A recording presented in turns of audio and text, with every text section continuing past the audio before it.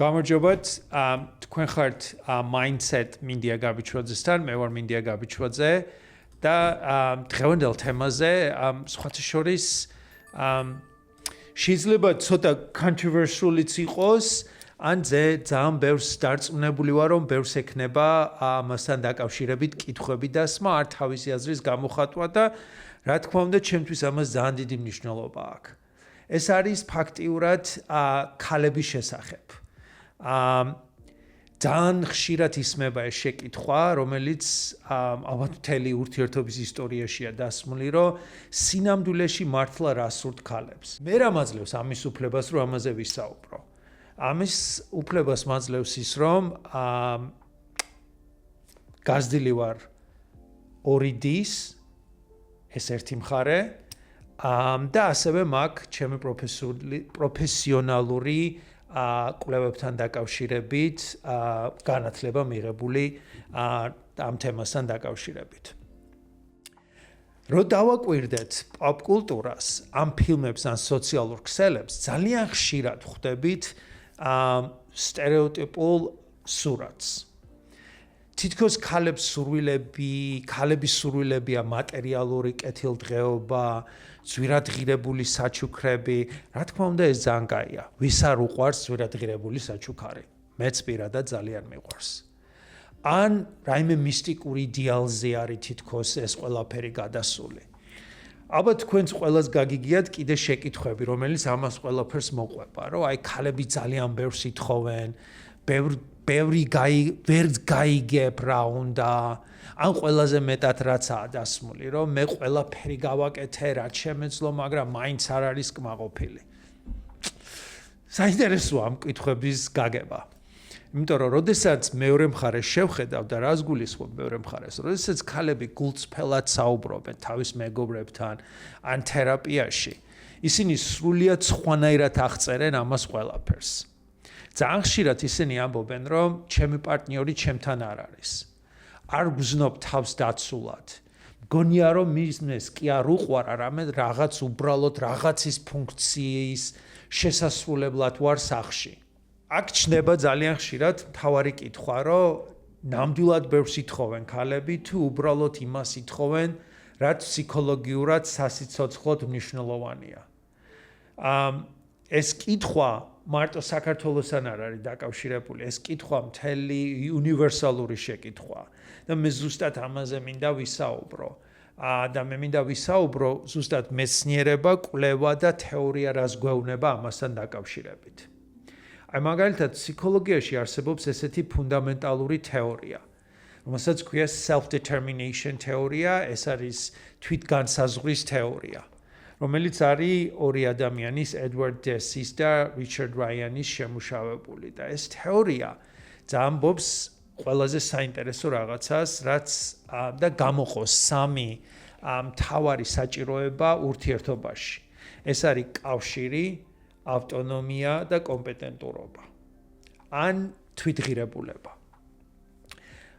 თეორიამ ასევე გვაჩვენა, რომ თუ ეს სამი ელემენტიდან ერთი მაინც აკლია ურთიერთობას, ის იწყებს ნგრევას.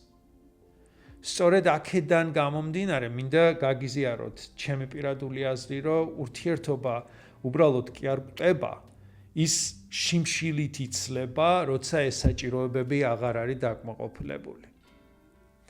ეს თეორია გამოყენებული იყო იმ კვლევასთან, რომელი კვლევაზეც მინდა გავამახვილოთ დღეს ყურადღება. ეს არის ის კვლევა, რომელშიც ჩარეული იყვნენ 18-დან 45 წლამდე და უფრო ზემოთ ასული ქალები და ეს პატარა ჯგუფი არ იყო, ამაში მონაწილეობას იღებდნენ ძალიან ბევრი ქალები. აქ იყვნენ სტუდენტები, წარმატებული კარიერის მქონე ქალები, დედები, სხვადასხვა კულტურის წარმომადგენლები. ეს იყო ფაქტიურად ყველა კულტურის შეჯამებული გამოკვლევა. და ძალიან მარტივი შეკითხვები დასვეს, რას ნიშნავს თქვენი ბედნიერება ურთიერთობაში, რა არის თქვენთვის ემოციურად მიუღებელი და რა გაკლია ყველაზე მეტად მაშინ, როცა ყველაფერი წესრიგში ჩანს. ძალიან საინტერესო რაღაცა მოხდა ამ კვლევის გაზიარების შემდეგ, რომ თავარი გამოუგნებული ფაქტი ის იყო, რომ ყველა ქვეყნის ასაკის და სოციალური სტატუსის მიუხედავად პასუხი თითქმის ყველგან ერთმანეთს გავდა. ეს ნიშნავს, რომ ჩვენ არ ვსაუბრობთ მხოლოდ კიდევ ერთხელ ინდივიდუალურ ხასიათზე, არამედ ვეხებით რაღაც ძალიან ღრმა ადამიანის ფსიქიკის არქიტექტურას.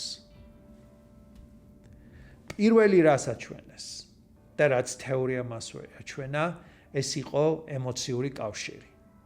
ეს არის კვლევის საშუალებით პირველი ბოძი ურთიერთობის. ეს არის მოთხოვნა, რომ არსებობდეს ემოციური კავშირი. აი ქალებისგან მაგალითად გამიგია და ალბათ თქვენს გაგიგიათ ესეთი ნათქვამი, რომ ის ჩემთან არ არის. მინდა ეს ფრაზა ძალიან კარგად გავშიფროთ. მამაკაცებისთვის ეს ხშირად დამაბნეველია. ან ნებისმიერი პარტნიორისთვის. როგორ არ ვარ შენთან, აგერ არ ვზივარ, აგერ ვარ შენს გვერდზე, ერთად ვსაუბრობთ. მაგრამ ფსიქოლოგიაში არსებობს ერთი ტერმინი, emotional attunement, ემოციური თანაჟღერა. ზუსტად აი ამას რო დაუკვირდეთ, უფრო კარგად გავიგებთ, რას გულისხმობს ქალი ამ შემთხვევაში. ქალისთვის კავშირი ნიშნავს იმას, რომ მისი ემოცია არ არის ზედმეტი ან არასწორი.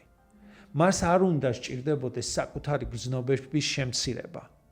იმისთვის, რომ მისი პარტნიორი კომფორტაბლურად გრძნობდეს თავს. სუ ჯონსონი იყო ერთ-ერთი ცნობილი თერაპევტი, რომელიც ამბობს, რომ წყვილებს შორის მთავარი კითხვა არის, აქ ხარ ჩემთან? ეს არ იგულისხმება, რომ ეს ფიზიკურად უნდა იყო იქ გვერდზე. შენ ემოციურად უნდა იყო იმის გვერდზე. აი მაგალითად წარმოედგინე ესეთი სიტუაცია. ქალი სახლში დაბრუნდა ძალიან მძიმე დღის შემდეგ. ის არის ძალიან დაღლილი. შესაძლებელია, რომ ვიღაცაზე სამსახურში კოლეგაზე არის ნაწყენი. ის იწყებს ამაზე საუბარს. ალბათ ძალიან დიდი ხანი ელოდებოდა სახლში, როდის მოვიდოდა, რომ ვიღაცისთვის გაეზიარებინა ეს აზრი. პარტნიორი ამ დროს პასუხობს ეგეთ რაღაცას. კარგი რა, ნუ ნერვიულობ, ხვალ სხვა დღე იქნება, ან უბრალოდ არაუშავს, გადაივლის ეს ყველაფერი, ან ყველაზე საშინელი პასუხი რაც არის, რომ დაანებე მაგ სამსახურს თავის სულ გაბრაზებული მოდიხარ. გარედან რო შევხედო, ერთმხრივ რო შევხედოთ, ეს შეიძლება მხარდაჭერად ჩანდეს, მაგრამ შინაგანად ქალი გრძნობს ემოციურ გათიშვას ამ დროს. მას არ სჭირდება შენი ინსტრუქცია. მას სჭირდება შენი ვალიდაცია. მას სჭირდება, რომ პარტნიორმა უთხვას, რომ მე მესმის შენი. მართლა რა რთული დღე გქონია. ალბათ გული ძალიან გეტკინა და მეგისმენ შენ.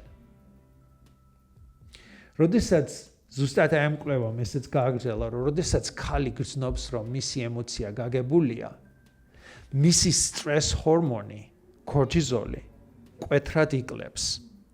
და როცა მას ამშვიდებ და ლოგიკა შემოგაკ, რასაც ჩვენ გონია, რომ ლოგიკურია, ხო ეს, რომ დაწყნარდი.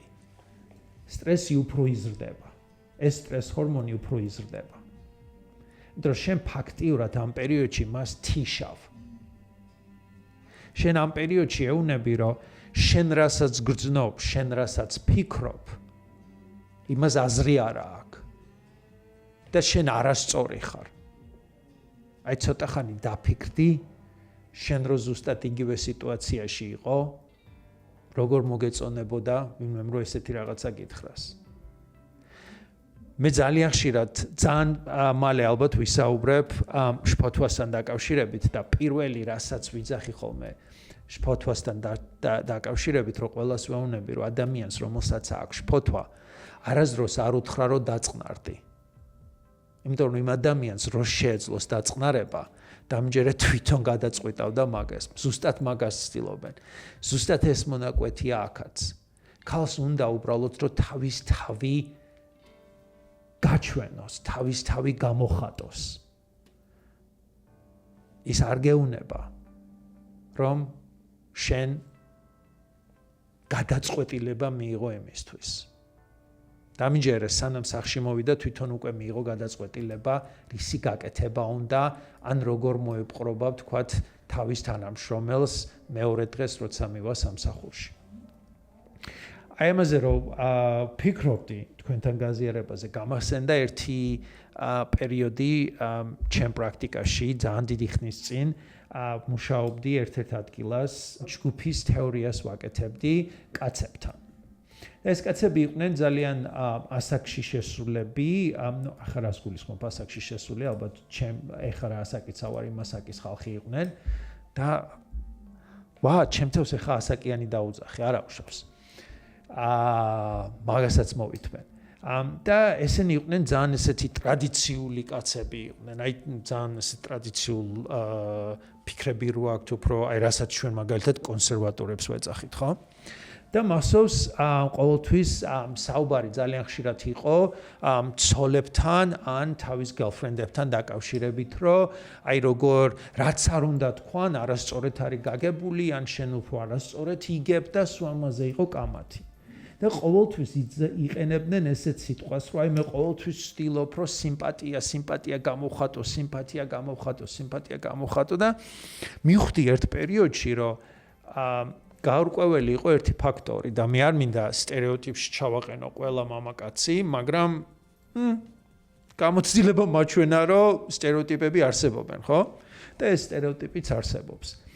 და აი ამ პერიოდში მივხვდი, რომ ძალიან დიდი განსხვავება კი არა, გაუგებრობა იყო ორ მხარესთან შორის, ემპათიასთან და სიმპათიასთან შორის. სიმპათიის დროს კი ნამდვილად შენ ეძებ რომ დაეხმარო ადამიანს გამოცდილება რომ იპოვოს, რაღაც გზა იპოვოს. ემპათიაში უბრალოდ იქ უნდა არსებობდე. იქ უნდა იყო. უნდა მოусმინო. შენი სხვა მოთხოვნა არაფერი არ არის. და აი როდესაც მე ეს მათ თეორიულად რო აუხსენი, ვერავინ ვერ გაიგო. და სიცილიც კი დაიწყეს ჩემზე, რომ ეხა მან დაიწყო თავის ფილოსოფია და აგვიხსნის და გაკვეთილის ჩატარება დაიწყო და მე უბრალოდ ერთი რაღაცა უთხარი. აი რამდენ თქვენგანს გინდათ დღეს საღამოს, რომ ძალიან თბილი საღამო გქონდეთ, როდესაც თქვენ ბედრუმში შეხვალთ. ყველამ ხელი აიწია. მაშინ დამიჯერე ერთი რაღაცა. აი რომ მიხვალ სახში, უბრალოდ მოусმინე შენ ცოლს, შენ girlfriends და გაიმეორე ისინი რა ემოციასაც გაჩვენებენ, რომ ხო მართლა გაბრაზებული, აუ მართლა რა ძნელი ყოფილა. უბრალოდ გაიმეორე თუთიყუშივით, რაც გაიგე. აი დავიწყოთ მარტო ამითი. სასწაული რაღაცა მოხდა.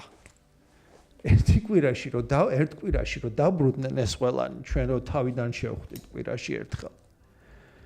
ჯერსერთი ყველამ რაღაც საჩუქარი მომიტანა, იმიტომ რომ იცოდნენ რომ შოკოლადი ძალიან მიყვარდა და ყველამ რაღაც შოკოლადი მომიტანა და ამ დროს მოითხოვეს რომ ჩვენ გაგვეზარდა შეხვედრა. და ყველა მითხრა რომ ყველაზე ბედნიერი კვირა ჰქონდათ ინტიმეთთან დაკავშირებით და ესეთი შეგრძნება ერთმა კი ისიც თქვა რომ შემთხვევით გაიგო თავისი მეუღლის საუბარი, თავის მეგობართან, მეუღლე მეგობარს ელაპარაკებოდა, რომელმაც ურჩია, რომ მეგობრის ქმარი ამ ჯგუფ თერაპიაში მოსულიყო, იმიტომ რომ რაღაც სასწაული ხდება 3 კვირაა, რაც აქ დაიწყო მუშაობა. ეს რა თქმა უნდა მეც დამეხმარა, იმიტომ რომ მეც ეკონომიურად გამზარდა ამ ერთმა ფაქტორმა. იმათაც ყველაფერი დაეხმარა და ყველას ძალიან ბედნიერად აღმოვაჩინეთ, რომ თურმე მოსმენას რამხელა ძალა აქვს. კი მე შეიძლება ცოტა იუმორით საუბრობდე, მაგრამ ეს ყველაფერი არის მოსმენასთან დაკავშირებით. და არა მხოლოდ სიტყვების მოსმენა, არამედ ემოციების მოსმენა. და ზუსტად ეს არის, რომ აი ამ კვლევამ ყველა კულტურაში, ყველა ასაკის, ყველა პროფესიის ქალმა ფაქტიურად თქვა ერთი და იგივე. ჩვენ გვინდა ემოციური კავშირი და ემოციური მოსმენა. აი ეს იყო პირველი ბოძი, რომელიც ქალებს აერთიანებს უნივერსალურად. მეორე ფაქტორი იყო ავტონომია. ეს არის საკითხი, რომელზეც ბევრი საზოგადოება, მით უმეტეს უფრო ტრადიციული ქვეყნების და პატარა ქვეყნების საზოგადოება ძალიან ცოტა საუბრობთ. და ძალიან ხშირად არის არეული, რომ მართლა რა არის ავტონომია. ხშირად გონია, რომ სიყვარული ნიშნავს სრულ შერწყმას, სადაც ორი ადამიანი ერთ მთლიანობად უნდა იქცეს. კი, ჩვენ ერთ ოჯახს ვქმნით, ერთ cohabitations ვქმნით, რომ ერთად ვიარსებობთ, მაგრამ ფსიქოლოგიური რეალობა ცოტა სხვანაირია. ჯახსა ურთიერთობაში ადამიანი კი არ უნდა გაქრეს, არამედ უნდა გაფართოვდეს და უფრო უნდა გაძლიერდეს. აი მაგალითად, სიტყვა ჩვენ არის მხოლოდ ძლიერი მაშინ, როდესაც ორი მე არის ინდეპენდენტური, დამოუკიდებელი და ძლიერი. როდესაც აქ ხდება, როდესაც ერთი მე გადადის სისუსტეში, ჩვენ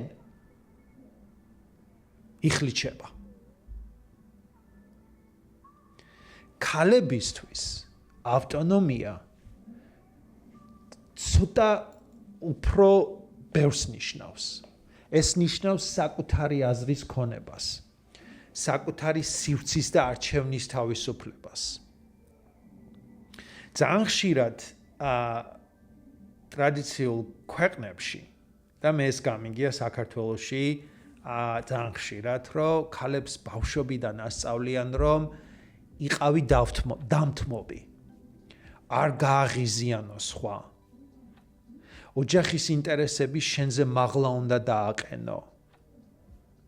ამის შედეგად ქალი ნენელა სწავლობს, რომ საკუთარი სურვილები უნდა დაივიწყოს გარკვეული პერიოდში. მაგრამ იცით რა ხდება სინამდვილეში ამ პერიოდში? როცა ქალი კარგავს ავტონომიას, მასში გროვდება ეგრეთ წოდებული ჩუმი ბრაზი. ის შორდება პარტნიორს არა იმიტომ, რომ პარტნიორი ცუდია, არამედ იმიტომ, რომ პარტნიორის გვერდით საკუთარი თავი დაკარგა. ფაქტიურად ამ შემთხვევაში ქალს სიყვარულის ენერგიაც აღარ აქვს. რადგან საკუთარ თავის მიმართ უკვე გაბრაზება და დათრგურვა მიდის და მთელი ენერგია გადადის ამაზე, რომ აი ამაზე იმუშაოს. ზუსტად ამ კვლევამ და ბევრმა სხვა კვლევამაც ამაზე გვიჩვენა, რომ სიახლოვე მუშაობს მხოლოდ მაშინ, როცა ადამიანი საკუთარ თავს არ კარგავს. თუ ურთიერთობა გაიძულებს, არჩევანი გააკეთო შენ თავს ამ პარტნიორს შორის, ეს ტოქსიკური გარემო ხდება ამ შემთხვევაში. სიყვარული არ ზღუდავს. ის სივრცეს აძლევს. ის გზდის. ზუსტად აი აქ მინდა, რომ ყველა თქვენგანს გახსოვდეთ. კი, შეიძლება, რომ ქალს ურთიერთობაში კონდეს, რასაც ქვია ტრადიციული როლი აღებული. მაგრამ ეს არ ნიშნავს, რომ იმათი ავტონომია უნდა იყოს დაკარგული. ეს არ ნიშნავს, რომ ისინი მხოლოდ რაც ყველაზე გამაზრდელია რა, რაც გამიგია, რომ მისი ადგილია სამზარეულოში ამ ბავშვების მოვლაში. კიდევ ერთხელ, სიყვარული არ ზღუდავს, ის სივრცეს გაძლევს. შემდეგი ფაქტორი. უმნიშვნელოვანესი ბოძია ურთიერთობის. ეს არის უსაფრთხოება. და თუ დააკვირდით, ეს ყველაფერი, ეს ყველა საფეხურები, რაც კვლევა მაჩვენა, ფაქტიურად ერთმანეთს მიყვება. და იმიტომ არის ზუსტად, რომ რომელიმე თუ არის დაკარგული, ყველაფერი ინგრევა. აი როგორც მაგიდას ან 3 ან 4 რამდენი ფეხიც არ უნდა კონდეს, ერთიც თუ შერყეულია, ის აუცილებლად დაინგრევა. აი ამ უსაფრთხოებას მინდა ხაზის გაუსვა ძალიან სწორად. ეს არ არის მხოლოდ ფიზიკური დაცვა ან ფინანსური გარანტიები. ეს არის ემოციური უსაფრთხოება ასევე. ხა რა არის ეს? ეს არის იმის განცდა, რომ ჩემი პარტნიორი არის პროგნოზირებადი და სტაბილური. ქალს არასდროს არ შფოთავს სირთულეები. ეს ყველა ქართველმა საუკუნეების მანძილზე დაგვინახია, მით უმეტეს ქართველი ქალი, როგორ უმკრავლდება სირთულეებს. ჩვენი ქვეყანა ქართველმა ქალებმა გადაარჩინეს საუკუნეების განმავლობაში და მით უმეტეს 90-იან წლებში. ქალებს შფოთვავს გაურკვევლობა. როცა მან არ იცის, რა რეაქცია ექნება პარტნიორს მის სიტყვებზე, ის იწყებს ფაქტიურად ნაჭუჭებზე სიარულს. ეს პირველ რიგში დამერწმუნე ანგრევს ნდობას. ურთიერთობა უნდა იყოს ადგილი, სადაც შენი ღირებულება აღიარებულია.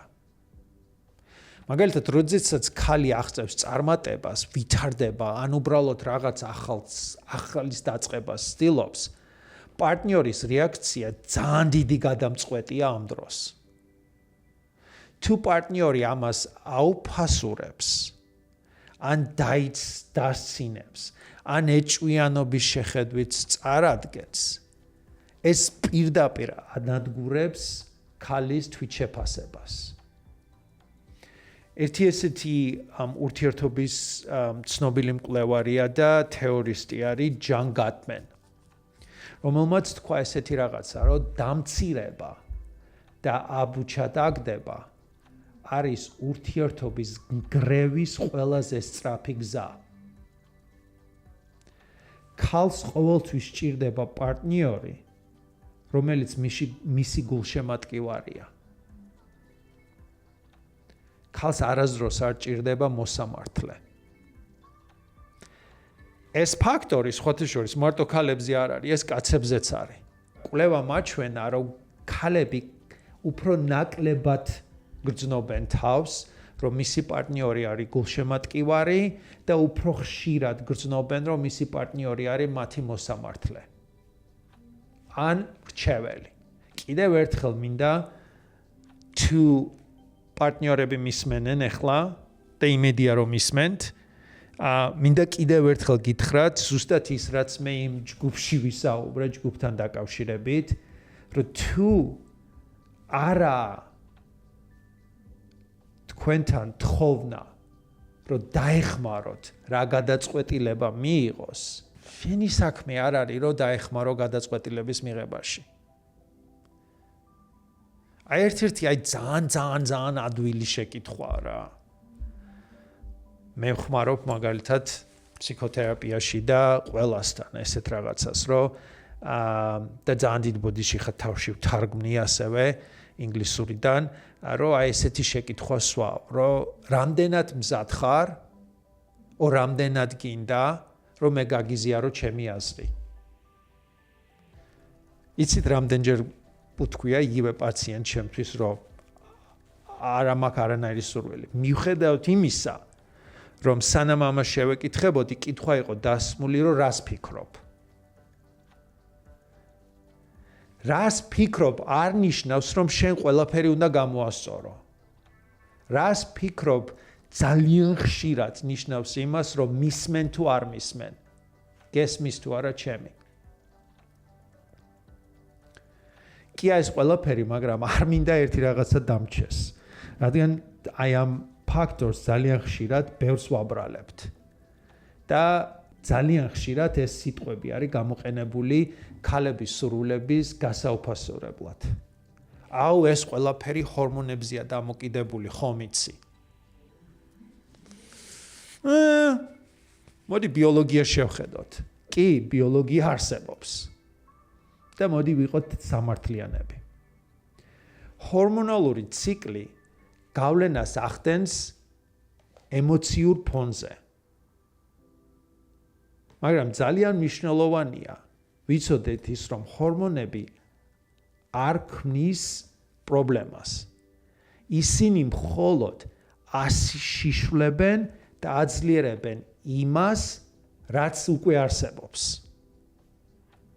თუ ხალი PMS-ის დროს გაღიზიანებულია პარტნიორის უყურადღებობის გამო, ეს იმას კი არ ნიშნავს, რომ ჰორმონებმა მოიგონეს რაღაცა ან ამ პერიოდში მოიგონა რაღაც პრობლემა. არამედ ეს იმას ნიშნავს, რომ ჰორმონებმა უბრალოდ გამოართვა ან ცოტა წაართვა მას ამ პრობლემის მოთმენის ძალა. ყველაზე ბედნიერი რა არის ქალისთვის? ეს არის მათთვის შვიდი ცხოვრება. ეს მარტო ქალებისთვის არ არის, ეს ყველასთვის ესეთია. შვიდი ცხოვრება ეს არის ემოციური სიცოცხლე. ეს არის განცდა, რომ შენ ხედავს ვიღაცა, შენი ესმის ვიღაცას და შენ არ უნდა კონდეს შიში. და შენ არ გიყურებენ როგორც ნივთს და გიყურებენ როგორც პიროვნებას. აი ხა მინდა თავიდან დავსვა ის შეკითხვა, რითიც დავიწყე. მართლა ბევრს ითხოვენ ქალები? არა. ისინი ითხოვენ იმას, რაც აუცილებელია ჯანსაღი ადამიანური ყოფნისთვის და რაც საჭიროა ურთიერთობისთვის. აი ამ სიტყვას გავამახვილოთ ყურადღება, ურთიერთობისთვის. ამ ურთიერთობაში შენც ხარ. ესეთი გამონათქვამია ძალიან ხშირად გამოიყენებენ ხოლმე და ალბათ გაგიგიათ, შეიძლება კინოებში ან მედიაში ან სადმე გაგიგიათ. ჯერ ინგლისურად ვიტყვი. Do you want to be right or do you want to be happy? გინდა იყოს სწორე თუ გინდა იყო ბედნიერი? აი ზუსტად ამის არჩევნის ქვეშ ხარ. შენ შეიძლება გეგონოს, რომ სწორი იყო, მაგრამ მოდი შევცვალოთ. სწორიდან ბედნიერებისკენ გადავიდეთ. ამ ყველაფერზე ვისაუბრე. მაგრამ ძალიან ხშირად პარტნიორები სვამენ ესეთ შეკითხვას. კონკრეტულად რა უნდა გავაკეთო? იყავი ემოციურად ხელმისაწვდომი, ნუ დაამცირებ მის გამოცდილებას და ნუ აიძულებ, რომ რამე გააკეთოს. ნუ აიძულებ, რომ დაკარგოს საკუთარი თავი შენთან ყოფნის დროს, ეს ყველაფერი შეუქმნის შენ პარტნიორს ბედნიერებას. არ არის საჭირო, რომ ვეძებოთ რთულ ფორმულებს, უბრალოდ იყავი ნამდვილი, იყავი ემოციურად ღია და არასდროს არ აიძულო, რომ იმ ადამიანმა დაკარგოს თავის თავი. რა არის ამასთან ძალიან საინტერესო თავის თავსა დაკარგვა, იმიტომ რომ ურთიერთობა რომ დაიწყე, შენ ეს ადამიანი შეგიყვარდა იმიტომ ზუსტად როგორიც იყო. და რატო ვცვლით, რატო გვინდა რომ ისინი შეიცვალონ? რაღაც არეულობა მოხდება, ხო ამაში? ესე იგი პირველად მოიტყუე თუ ეხა იტყუები? პირველად შეცდი თუ ეხლა ცდები? იმიტომ რომ შენ ეს ადამიანი აირჩიე ზუსტად იმიტომ, როგორიც ის იყო. იმან შენ რაღაცა მოგიტანა თავიდანვე. ამიტომ მათი შეცვლა საერთოდ არ არის საჭირო. ჯანსაღ ურთიერთობაში ქალი არ უნდა იბრძოდეს იმისთვის, რომ იგრძნოს თავი მნიშვნელოვნად. ის ამას უბრალოდ უნდა გრძნობდეს ყოველდღიურად. იმედია ეს არ გამოვიდა რაღაც კრიტიკული საუბარი ჩვენ შორის. დიდი მადლობა რომ იყავით ჩემთან ერთად. იმედია რომ რაღაც პატარა რაღაცა მაინც მოიტანა ამ საუბარმა და რაღაცაში შეიძლება ვინმეს დაეხმაროს. მინდა უკეთ გავუგოთ საკუთარ თავს და იმას ვინც ჩვენ გვიყვარს. და ერთ რაღაცას გპირდებით. დღეს კი ქალებზე ვსაუბრობ, მაგრამ დარწმუნებული იყავით, შემდეგი საუბარი მამაკაცებზე იქნება, იმიტომ რომ ქალებო, თქვენს ძალიან ბევრი გჭირდებათ რომ გაიგოთ. იქაც ძალიან ბევრი გასაგებია. ამიტომ არავის არ დავტოვებთ მარტო. დიდი მადლობა და მომავალ შეხვედრამდე.